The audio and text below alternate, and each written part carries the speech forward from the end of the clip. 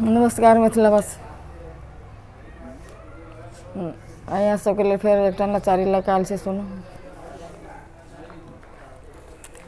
इठलाती हुई मृदुलाती हुई चली पनिया भरन शिव नारी हो। पन घट पर उतरेगा गरिया। इठलाती हुई मृदुलाती हुई चली पनिया भरन शिव नारी हो। पन घट पर उतरेगा गरिया। रूप देखी सागर ने पूछा कौन पिता महतारी।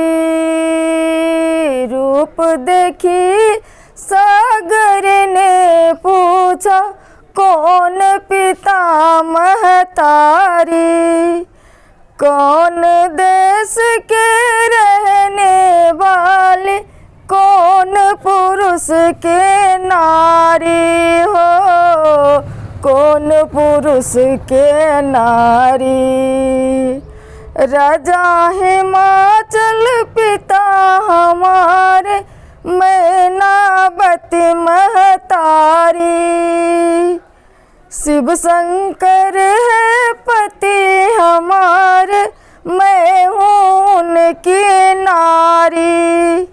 ए भंगिया है भांग फकीरा भीख मांग कर खाए।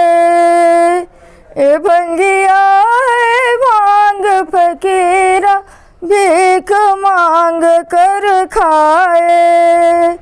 14 रत्न भरे हैं इनको बैठे मौज उड़ाए। ओ शंकर बैठे मौज उड़ाए।